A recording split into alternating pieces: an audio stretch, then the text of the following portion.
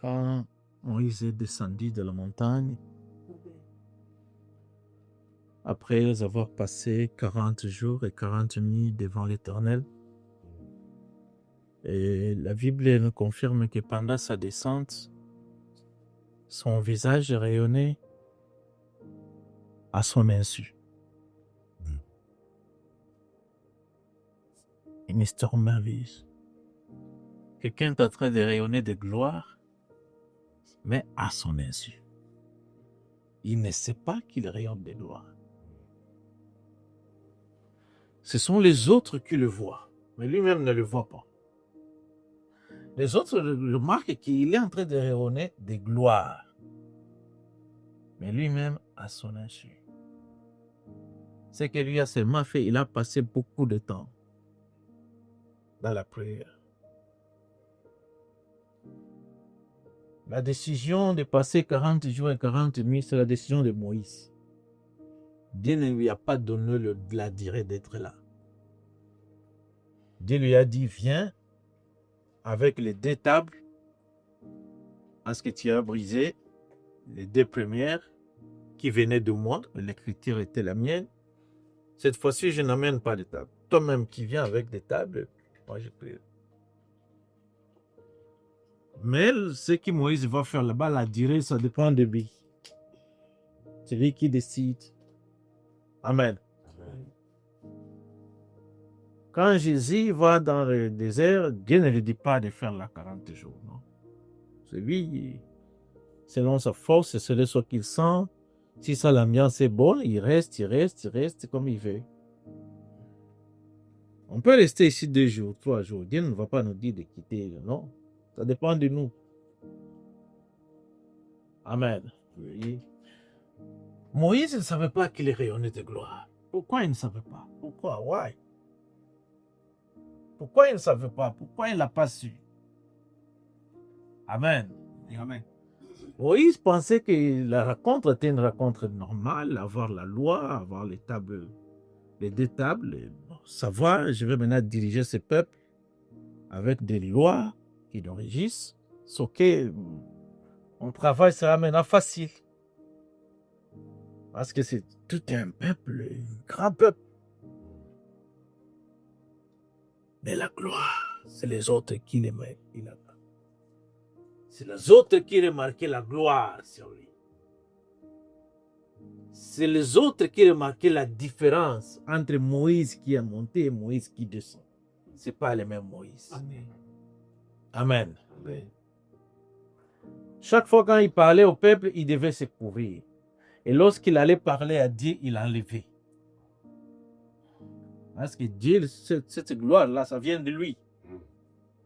Ça ne lui effraie pas. Mais lorsqu'il fallait parler au peuple, le peuple ne supportait pas cette gloire, cette grandeur, cette splendeur. Alléluia.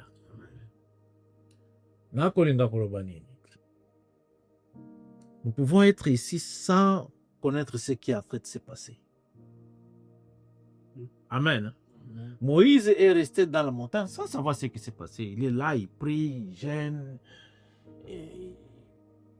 Il était vraiment content dans cette ambiance avec le Seigneur. Il s'est parlé. La Bible dit Dieu lui parlait comme un ami, face à face. Et Dieu avait juré, il ne parlera plus personne comme il parlait à Moïse. Plus personne. Il n'y a que Moïse qui a eu cette grâce. Face à face, il prie. Comme on est en train de se parler ici. Mais ce sont les autres qui avaient cette gloire. Moïse pensait que c'est une rencontre ordinaire. Amen. Amen. Je voulais dire que ayons la foi que cette rencontre n'est pas ordinaire.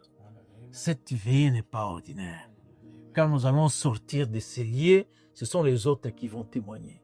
Que nos femmes témoignent, que nos entourages témoignent, que nos églises témoignent. Non, celui-ci vient de quelque part. Non, il est parti quelque part, ce monsieur. Il y a quelque chose que nous voyons de nouveau. Amen. Amen. C'est question de foi. Lisons d'abord les Écritures. Amen. Je vous emmène, je vais prendre seulement 20 minutes. Je serai patron. 20 minutes. Matthieu 8. 5 à 13. Vous avez un titre aussi? Oui. Jésus est dans l'admiration. Jésus est émerveillé. Si tu veux. Non? Matthieu 8, 5 à 13. Matthieu 8, 5 à 13. La fois dernière, Patrick avait dit que j'avais volé son message. Aujourd'hui, il a aussi volé la mienne. Le mien. Matthieu 8, 5 à 13. Comme Jésus entrait dans Capharnaüm, un centenier l'aborda, le priant et disant, Seigneur, mon serviteur est couché à la maison, atteint de paralysie et souffrant beaucoup.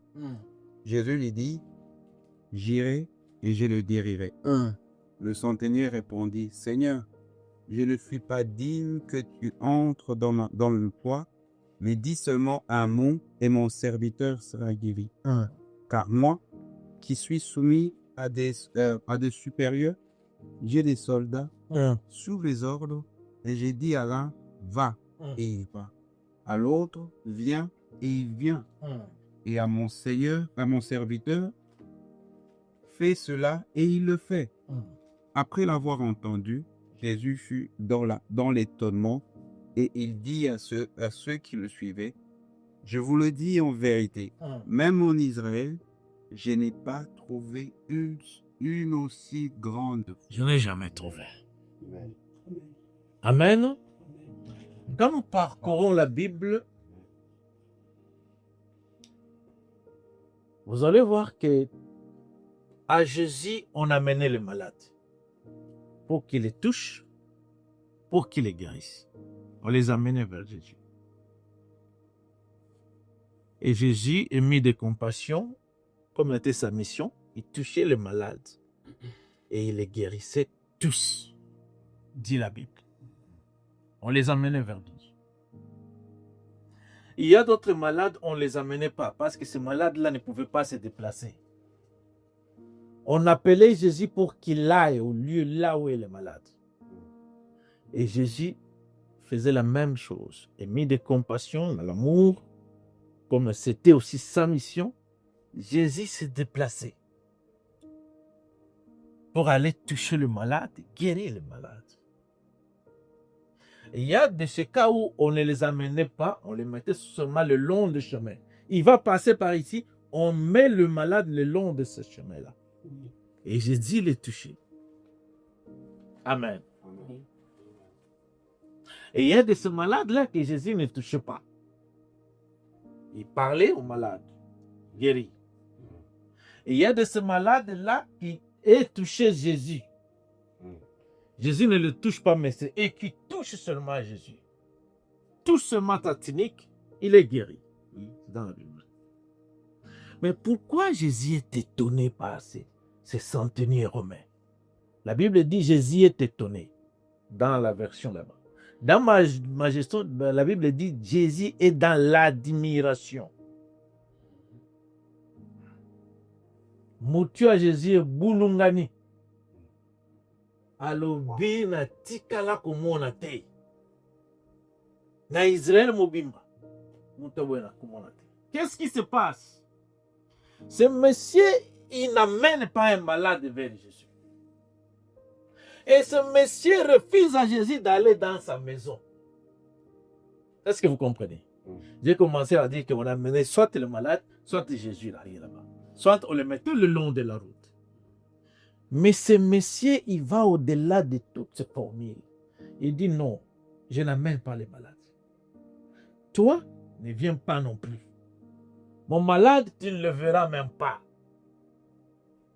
Il dit, parle seulement. C'est-à-dire que cette guérison-là, oui, c'est survolé, waouh, ça le localise là où il est. Jésus ne connaît pas où est le malade. Il ne connaît pas. Il ne connaît pas ni le malade, ni son nom, ni là où il se trouve.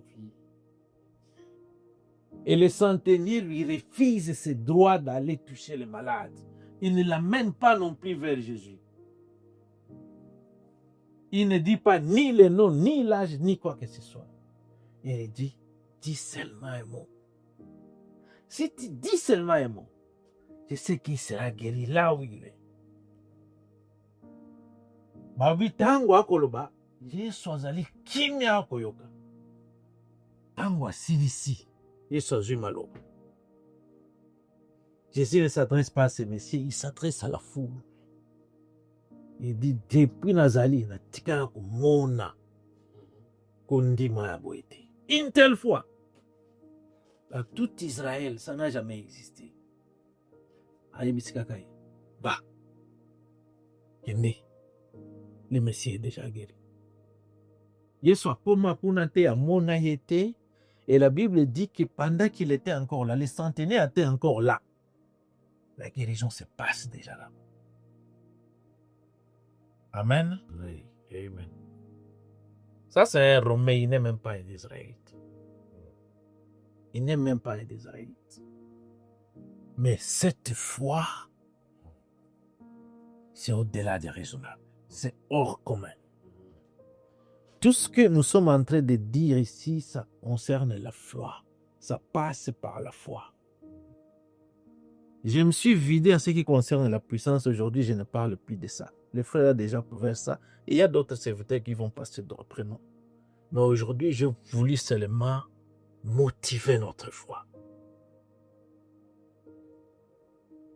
Vous savez, la prière que nous venons de faire là.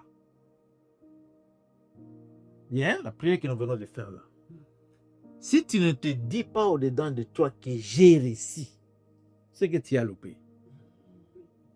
Si tu ne te dis pas que non, j'ai déjà reçu la puissance et j'attends seulement l'accomplissement. J'ai déjà la puissance, il faut maintenant que je fasse ce qu'on appelle l'acte de foi. Ce n'est plus la foi, c'est maintenant l'acte de foi.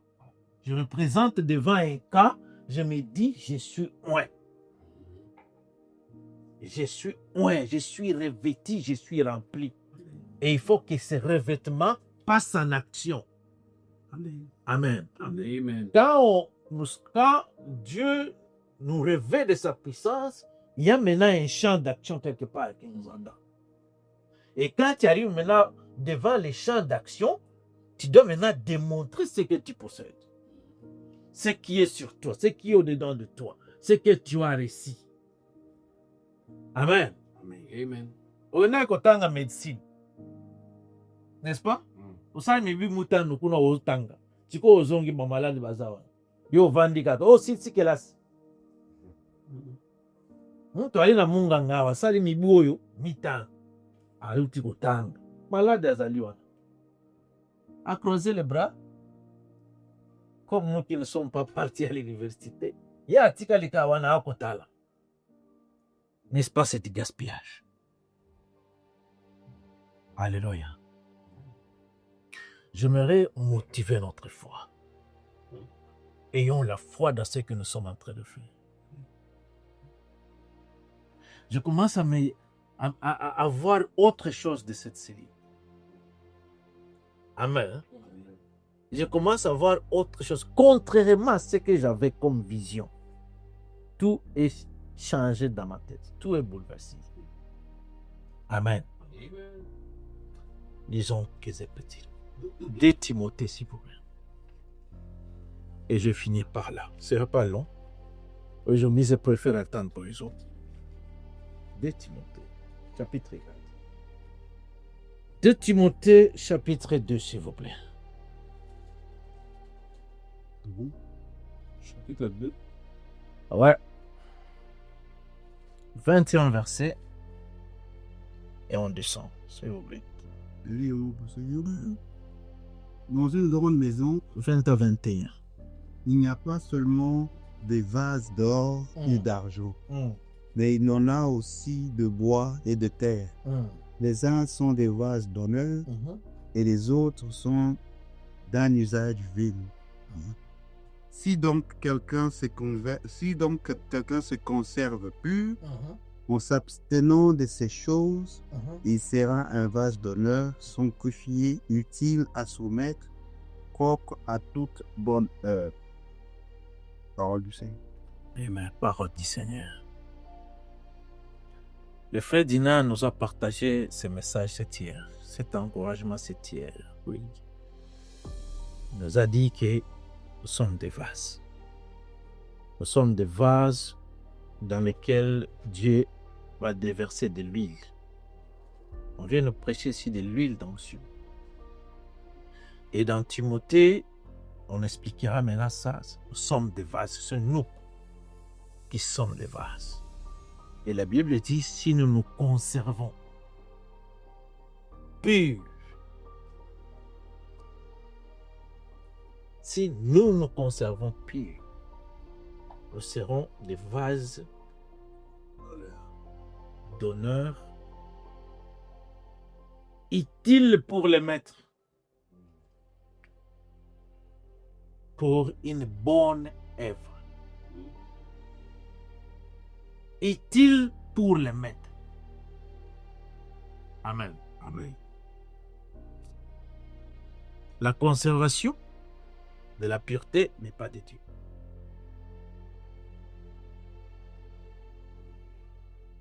Si nous nous conservons purs, c'est nous, c'est notre travail, c'est notre participation que Dieu nous demande. Mais on sera utile pour les maîtres. Et de cela, j'aimerais poser une question. Est-ce que sommes-nous prêts à être utiles pour les maîtres? L'onction, c'est pour le service. Pour servir les autres. Ceux qui sont dans le besoin. Qui sont dans les besoins? Les possédés, les malades. Ils sont en besoin. Amen. Amen. Et ceux qui doivent répondre à ces besoins-là, c'est nous qui sommes remplis, des vases remplis. Quand vous prenez un vase vide, ça ne fait que de bruit. Je connais un pasteur, quand quelqu'un vivait une mauvaise vie, il disait que c'était un vase vide. Mais quand vous prenez un tonneau vide, essayez seulement de se couper. Mais remplissez ce tonneau. Tu ne peux pas me le bouger, n'est-ce pas? Parce que c'est rempli, ça devient kilo, ça devient imbougeable. Toute bonne œuvre passera par toi. Si tu es rempli, si tu te conserves pur, si tu es disponible pour le maître, utile pour le maître. Et quand on nous remplit, c'est pour être utile pour le maître. Alors c'est par là où je vais formuler notre prière de ce soir.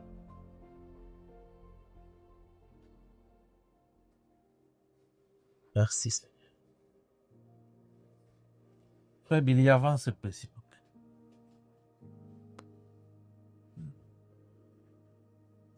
Soyons encore approchés une fois de plus. Et fermons nos yeux.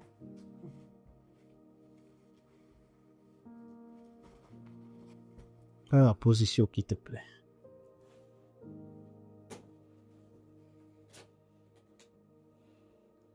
Nous allons prier une prière que j'appelle une prière de dépendance.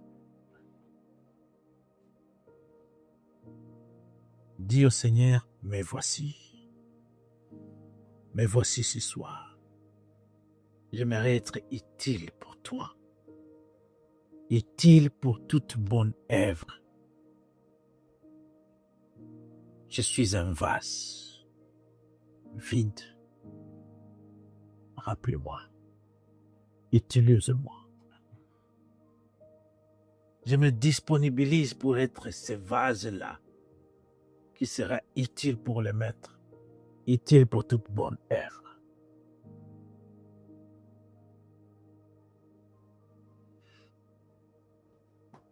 Quelle est la vision spirituelle que tu as? Quelle est la vision que tu as pour le royaume? À quoi tu veux aspirer pour le royaume? L'Éternel voit ton dedans. L'Éternel voit toutes tes ambitions. Est-ce que c'est au profit du royaume? Il le voit au-dedans.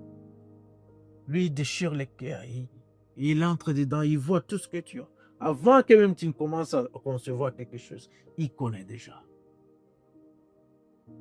À quoi est-ce que tu aspires? Jésus n'avait qu'un seul souci, les âmes du Seigneur. J'aimerais nous appeler à cultiver la compassion pour les malades et pour tous ceux qui souffrent en lui. Ceux qui souffrent dans leur corps, ceux qui souffrent,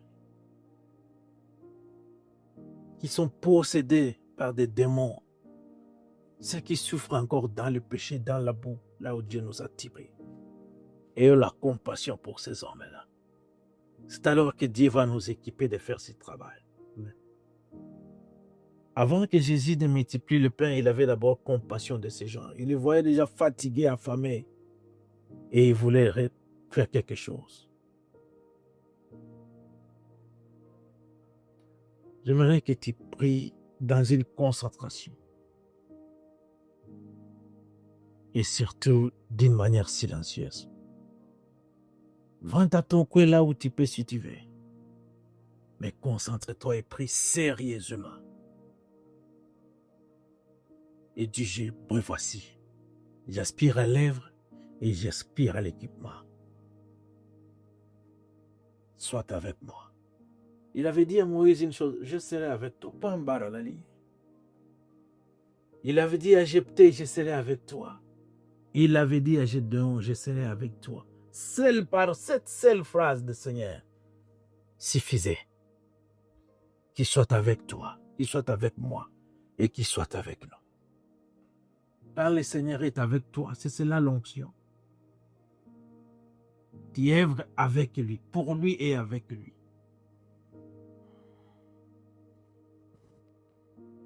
Là, à toi, Seigneur. Commence à parler à l'Éternel. Nous avons 10 minutes, n'a aucun tayoté. 10 minutes. Prie comme jamais. Prie comme tu veux.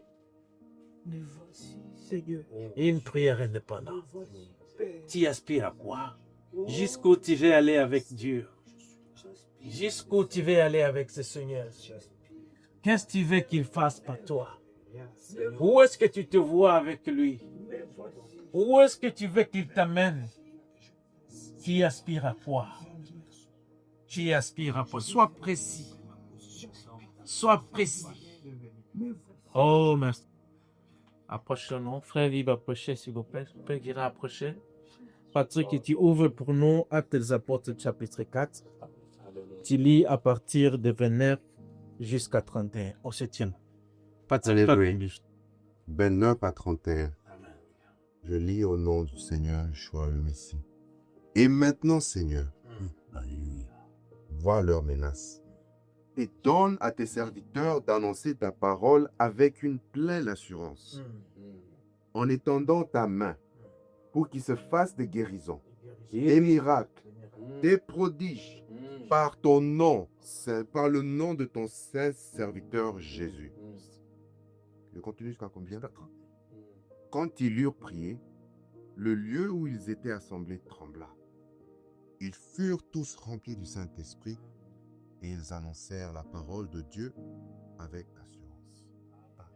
Applaudissons la parole. Et alors, c'est là